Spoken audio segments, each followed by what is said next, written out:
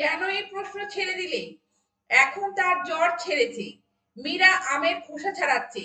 এই সুযোগ ছেড়ো না। এই ধরনের সেন্টেন্স গুলি আমরা প্রায় একে অপরকে বলে থাকি, আর এই ধরনের সেন্টেন্স গুলি কত সহজে আমরা একে অপরকে ইংলিশে বলতে পারি তা আজকে ক্লাসের মাধ্যমে আমরা দেখে নেব। তো welcome everybody, welcome to my channel to English coaching. সবাইকে বলবো প্রথম থেকে ক্লাসটি মনোযোগ সহকারে করতে। আর আজকে যারা চ্যানেলে প্রথম রয়েছে এবং এখন অব্দি চ্যানেলটিকে যারা সাবস্ক্রাইব করনি তারা অবশ্যই চ্যানেলটিকে সাবস্ক্রাইব করে প্রতিনিয়ত এই ধরনের ইম্পর্টেন্ট এবং ইন্টারেস্টিং ক্লাস করতে থাকো। তো আজকে ক্লাসে ভীষণ ইন্টারেস্টিং হতে চলেছে, কারণ আজকে ক্লাসে এই ছাড়া শব্দটি প্রত্যেকটি সেন্টেন্সে ব্যবহৃত হয়েছে এবং এই ছাড়া শব্দটি কত ডিফারেন্ট অর্থে আমরা ইংলিশে বিভিন্ন সেন্টেন্সে ব্যবহার করতে পারি তা আজকে ক্লাসের মাধ্যমে আমরা দেখে নেব। তো চলো আজকে ক্লাস শুরু করা যাক। আজকে প্রথমে কোন সেন্টেন্সটি রয়েছে চলো আমরা দেখে নিই। এই সুযোগ ছেড়ো না, তো কিভাবে বলবে? Don't miss this opportunity. Don't miss this opportunity. তো দেখো, সুযোগ ছেড়ো না, তো ছাড়া অর্থে এখানে কিন্তু মিস ওয়ার্ডটিকে আমাদেরকে ব্যবহার করতে হবে। পরের সেন্টেন্সটিকে দেখো, তপু ধূমপান ছেড়ে দিয়েছে। তো কিভাবে বলবে? Tapu has given up smoking.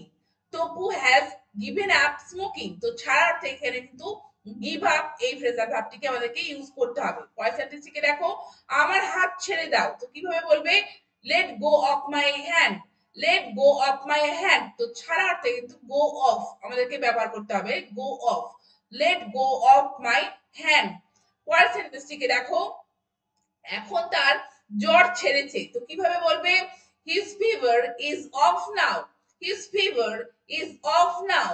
তো দেখো, ছাড়তে এখানে কিন্তু অফ এই ওয়ার্ডটিকে ব্যবহার করতে হবে, বা আমরা এভাবে বলতে পারি he is free from fever now. He is free from fever now. পরের সেন্টেন্সটিকে দেখো, মানিক সংসার ছেড়েছে। তো কিভাবে বলবে? Manik has left his family. Manik has left his family.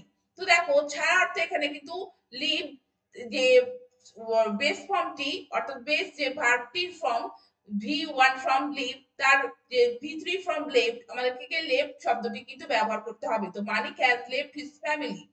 পরের সেন্টেন্সটিকে দেখো, মীরা আমের খোসা ছাড়াচ্ছে। তো কিভাবে বলবে? মীরা ইজ পিলিং ম্যাঙ্গোস বা মীরা ইজ স্কিনিং ম্যাঙ্গোস। তো খোসা ছাড়ানো অর্থে আমাদেরকে পিল শব্দটি বা স্কিন শব্দটি ব্যবহার করতে হবে। তো মীরা ইজ পিলিং ম্যাঙ্গোস অথবা মীরা ইজ স্কিনিং ম্যাঙ্গোস, এইভাবে আমাদেরকে বলতে হবে। পরের সেন্টেন্সটি দেখো, ভেজা কাপড় ছেড়ে ফেলো। তো কিভাবে বলবে? Put off this wet clothes. Put off this wet clothes. তো দেখো, পুট অফ তো ছাড়া অর্থে এখানে কিন্তু কাপড় ছাড়া অর্থে পুট অফ এই ফ্রেজাল ভার্বটিকে আমাদেরকে ইউজ করতে হবে। পরের সেন্টেন্সটি দেখো, দার্জিলিং মেল রাত 10টা 5 মিনিটে শিয়ালদহ থেকে ছাড়ে। কিভাবে বলবে? Darjeeling mail depart Sealdah at 10:05 p.m. Darjeeling mail depart Sealdah at 10:05 p.m. তো শিয়ালদা থেকে ছাড়ে। তো ছাড়া অর্থে ডিপার্ট শব্দটিকে আমাদেরকে ব্যবহার করতে হবে। পরের সেন্টেন্সটি দেখো, বিল্টু পড়াশোনা ছেড়ে দিয়েছে। তো পড়াশোনা ছেড়ে দিয়েছে কিভাবে বলবে? Biltu has given up his studies. Biltu has given up his studies. তো দেখো, ছেড়ে দেওয়ার অর্থে কিন্তু ওখানে গিভ আপ এই ফ্রেজাল ভার্বটিকে আমাদেরকে ইউজ করতে হবে। পরের সেন্টেন্সটিকে দেখো, তনু চাকরি ছেড়ে দিয়েছে। তো কিভাবে বলবে? Tanu has resigned her job. Tanu has resigned her job. তো চাকরি ছেড়ে দেওয়ার অর্থে আমাদের কিন্তু রিজাইন এই ওয়ার্ডটিকে ব্যবহার করতে হবে। পরের সেন্টেন্সটি দেখো, কেন এই প্রশ্ন ছেড়ে দিলে? কিভাবে বলবে?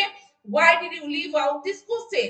why did you leave out this question? কেন এই প্রশ্ন ছেড়ে দিলে? তো ছেড়ে দেওয়ার অর্থে কিন্তু লিভ আউট আমাদেরকে ব্যবহার করতে হবে। পরের সেন্টেন্সটিকে দেখো, বরুণ মায়ের হাত ছেড়ে দিয়ে রাস্তার ওপারে দৌড়ে গেল। তো কিভাবে বলবে?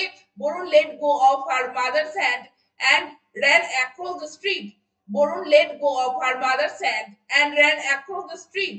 তো দেখো, হাত ছেড়ে দেওয়ার অর্থে আমাদের কিন্তু let go of এইভাবে বলতে হবে, Varun let go of her mother's hand। তো হাত ছেড়ে দেওয়ার অর্থে আমাদেরকে এইভাবে বলতে হবে, Varun let go of her mother's hand and ran across the street। যে across বলতে যে এক প্রান্ত থেকে, রাস্তার এক প্রান্ত থেকে অপর পারে কি হলো, সে দৌড়ে গিয়েছিল। তো সেন্টেন্সটি সিম্পল পাস্ট টেন্সে কিন্তু রয়েছে। তো তোমরা দেখলে যে ছাড়া শব্দটি কত ডিফারেন্ট অর্থে আমরা বিভিন্ন সেন্টেন্সে ইংলিশে ব্যবহার করতে বললাম। তো তোমরা এই ধরনের সেন্টেন্স অবশ্যই একে অপরকে ইংলিশে বলে প্র্যাকটিস করতে থাকো এবং তোমাদের লেখাতে প্রয়োগ করতে থাকো। আর চ্যানেলটিকে সাবস্ক্রাইব করে রেখে প্রতিনিয়ত এই ধরনের ক্লাস করতে থাকো। Thank you very much. Thank you for watching this video.